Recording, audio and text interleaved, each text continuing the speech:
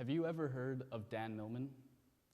Dan Millman is a former world champion athlete who once said, "Willpower is the key to education," or willpower is the key to well-being. Successful people strive, no matter how they feel, by applying their will to overcome apathy, doubt, and fear. What Millman said holds true in the classroom in the sense that if you work hard, you'll do well, but it doesn't paint the full picture. In the classroom, willpower and apathy aren't a simple dichotomy. Real life is much more complicated. For all of you parents out there, it's much harder for students today than it was for you guys.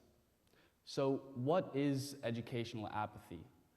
Educational apathy is, well, it's a form of apathy, and apathy is whenever you don't feel like doing something that you should care about.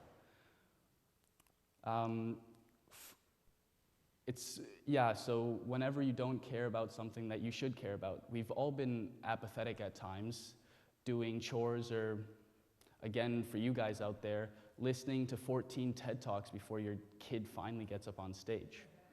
But educational apathy is special. A recent study conducted by Radford University concludes that over 80% of students skip class, and of those students, around 71% skip more than 7 days per semester. Those numbers are staggering and they add up. The most surprising part of this study was that the participants were all college students who pay, or at least whose parents pay, thousands upon thousands of dollars for their tuition. So now that we understand what educational apathy is, let's look at why an increasing number of students are losing the motivation to learn and becoming apathetic. I believe that there are two primary causes of apathy.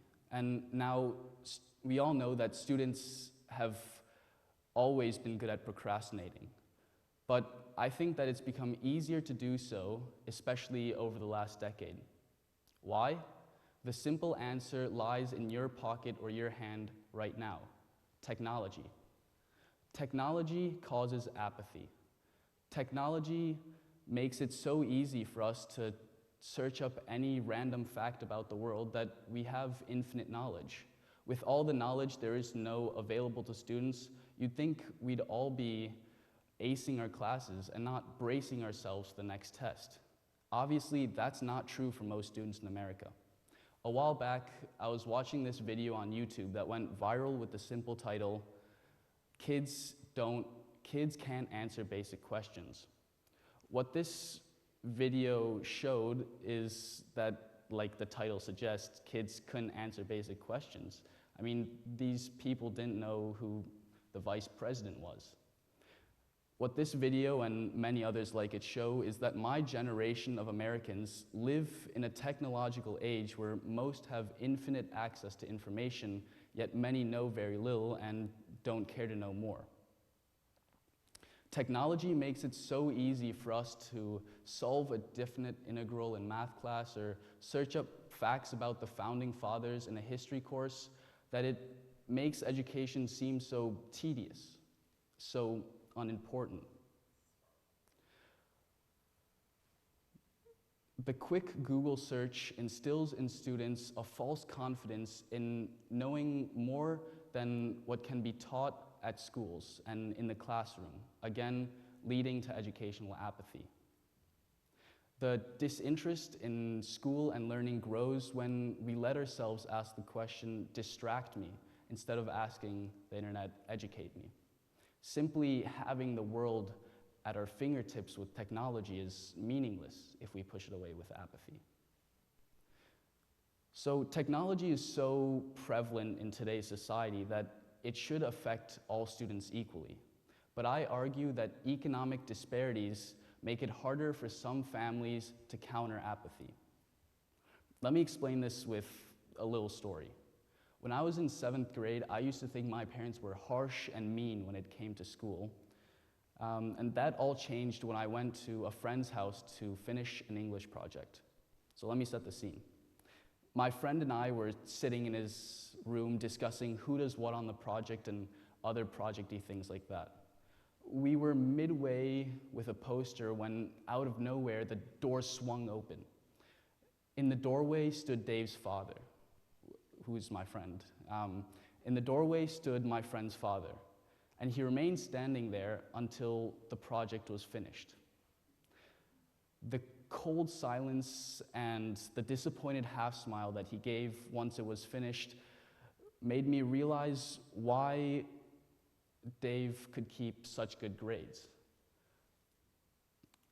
The proactive familial environment that my friend's dad exemplifies with his attitude towards education helps students excel in school. Parents can prevent apathy. These slides. Parents can prevent apathy. So the question is, why don't all parents act less like parents and more like jail wardens? Well, the answer is complicated. This is where economic disparities become really important. The sad truth about the American economy is that the average Latino household earns $18,000 less than that of a white household. And for a black family, it's more than $23,000 lower. With figures like these, we can begin to understand the mystery of why apathy is greater for select racial minority groups. But in saying that, if my friend's parents were a racial minority group, my friend would still be a straight A student. He's a really smart guy. But if they had to work every weekend to provide for the family, there may not have been anyone at his door to open it and remind him just how much they care about his education. So it's not that white or black or Asian or Latino families love their children any differently or care about their child's success anymore. It's that the economic disparities inherent in America make it intrinsically harder for some parents to constantly push their children on a road of academic achievement. So how do these two factors of apathy, on the one hand, highly accessible technology, and on the other hand, economic disparities, how do they affect students? Well, with a racially tilted economic system, we can only expect racially dependent consequences. In 2009 to 2005, the College Board conducted a study of the average SAT scores across high schoolers, separated by racial lines. I'm sure many of you have already guessed at what the results were. First, the results showed that improvements were modest at best. Second, the results proved that there is a high correlation between educational apathy and economic disparity. Asians had the largest margin of improvement with a modest bump of 54 points. White students stayed around the same, but for Black and Latino students, performance actually decreased. Academic improvement has slowed in our generation significantly.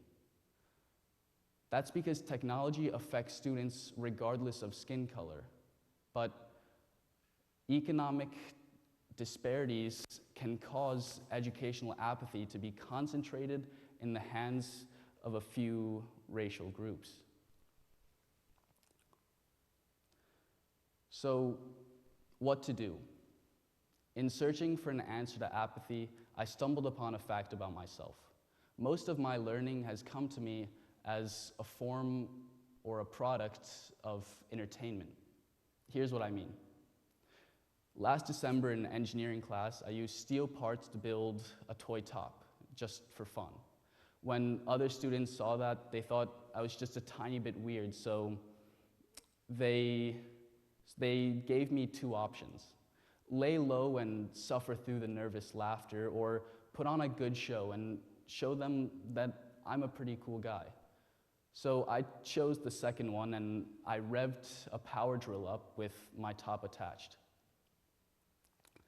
As soon as I released the top, it hit a table crack, causing it to spin wildly out of control and fly across the classroom, hitting a wall on the opposite side of where I was standing. Everyone that wasn't paying attention to the lesson turned and stared at the destroyed piece of metal. But the most interesting part of this story is what happened next. Attracted to the scene of robotic violence, some of the students in my class formed a group that now meets regularly after school to perfect their battle tops. Weird as this experience may seem, it epitomizes the power of entertainment with an education. Entertainment isn't the enemy of focused academia, nor is it a path to escape the rigors of schooling. The small bit of fun from my spinning top accident caused some students to research the mechanics and understand the physics behind a spinning object, which is incredibly difficult, and they did it all outside of class. Most of the students in that engineering class didn't sign up to satisfy some intense hunger about ideal gear ratios or search up, physics that look like that. Most students elected to join the class to hopefully replicate the joys that many of us had as little children, building Legos or constructing snow forts, unburdened with a sense of responsibility. So, education is affected by entertainment even outside of school. The Bard Prison Initiative in New York handles maximum security institutions that contain violent criminals that have committed horrible acts of all kinds. What the prisons needed were a program that would educate the inmates so that when they were released, they wouldn't come back. What they thought up is a debate team. You see, everyone loves a passionate debate. It's a form of entertainment that the ancient Greeks loved millennia ago and high schoolers love today.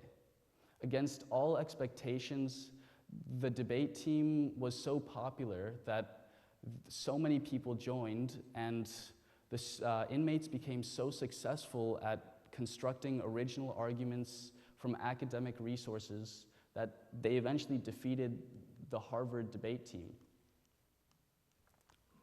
If entertainment can reverse violent criminals from societal outcasts to intelligent thinkers, then it can certainly defeat educational apathy and make US students once again what the international community aspires to shadow.